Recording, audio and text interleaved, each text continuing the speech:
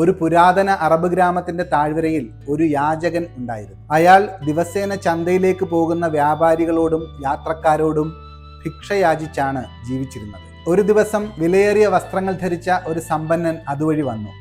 ഇയാൾ തനിക്ക് എന്തെങ്കിലും കാര്യമായി നൽകും എന്ന പ്രതീക്ഷയിൽ ഭിക്ഷാടകൻ അയാളോട് ദാനം ചോദിച്ചു. ആ സമ്പന്നൻ ശാന്തമായ സ്വരത്തിൽ അയാളോട് ചോദിച്ചു, നീ എപ്പോഴും ദാനം ചോദിക്കുന്നുണ്ടല്ലോ, ജീവിതത്തിൽ ഇന്നുവരെ ആർക്കെങ്കിലും എന്തെങ്കിലും നൽകിയിട്ടുണ്ടോ? ഭിക്ഷക്കാരൻ ലജ്ജയോടെ പറഞ്ഞു, പ്രഭോ, ഞാനൊരു ദരിദ്രനാണ്, കൊടുക്കാൻ എൻ്റെ കയ്യിൽ എന്തുണ്ട്? സമ്പന്നൻ പറഞ്ഞു, നിനക്കാർക്കും ഒന്നും കൊടുക്കാൻ കഴിയുന്നില്ലെങ്കിൽ ചോദിക്കാനും അവകാശമില്ല.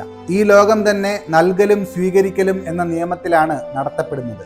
നീ ആർക്കും കൊടുക്കുന്നില്ലെങ്കിൽ നിനക്കും ലഭിക്കുകയില്ല. ഇത്രയും പറഞ്ഞ് അയാൾ തൻ്റെ ഒട്ടകപ്പുറത്തേറി യാത്രയായി. ഈ വാക്കുകൾ ആ യാചകന്റെ ഹൃദയത്തിൽ ആഴത്തിൽ പതിഞ്ഞു. അടുത്ത 2 ദിവസത്തേക്ക് അയാൾ വലിയ ചിന്തയിലായിരുന്നു. ഞാൻ ആർക്കും ഇതുവരെ ഒന്നും കൊടുത്തിട്ടില്ല, അതുകൊണ്ട് തന്നെ ആയിരിക്കും എനിക്ക് വളരെ കുറച്ച് മാത്രം ലഭിക്കുന്നത്, അയാൾ ചിന്തിച്ചു. 3-ാം ദിവസം രാവിലെ ആ താഴ്വരയിൽ വിരിഞ്ഞു നിന്ന മനോഹരമായ ചില റോസാ പുഷ്പങ്ങൾ അയാളുടെ ശ്രദ്ധയിൽപ്പെട്ടു.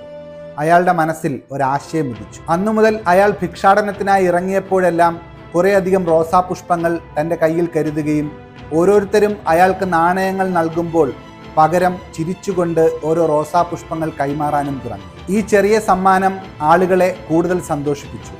അവർ മുൻപത്തേതിലും കൂടുതൽ നാണയങ്ങൾ അയാൾക്ക് കൈമാറാൻ തുടങ്ങി. അപ്പോഴാണ് ആ യാചകന് ഒരു സത്യം മനസ്സിലായത്. ലഭിക്കുന്നതിൻ്റെ രഹസ്യം നൽകുന്നതിലാണ്. കുറച്ചു വർഷങ്ങൾക്ക് ശേഷം ആ താഴ്വരയിൽ വെച്ച് 2 വലിയ വ്യാപാരികൾ കണ്ടുമുട്ടി. ഒരാൾ മറ്റേയാളോട് ചോദിച്ചു, നിങ്ങൾക്കെന്നെ മനസ്സിലായോ? ഇല്ലെന്ന് മറ്റേയാൾ മറുപടി പറഞ്ഞു. രണ്ടാമൻ പറഞ്ഞു, ഈ വഴിയിൽ വെച്ച് കുറച്ചു വർഷങ്ങൾക്ക് മുൻപ് നമ്മൾ കണ്ടുമുട്ടിയിരുന്നു. അന്ന് ഞാനൊരു യാചകനായിരുന്നു.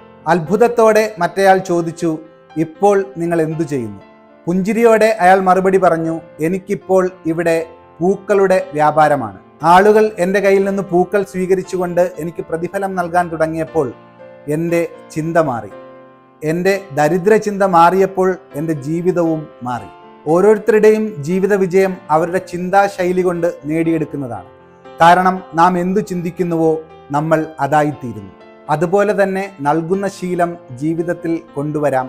തീർച്ചയായും നേട്ടങ്ങൾ നമുക്ക് സ്വന്തമാക്കാം.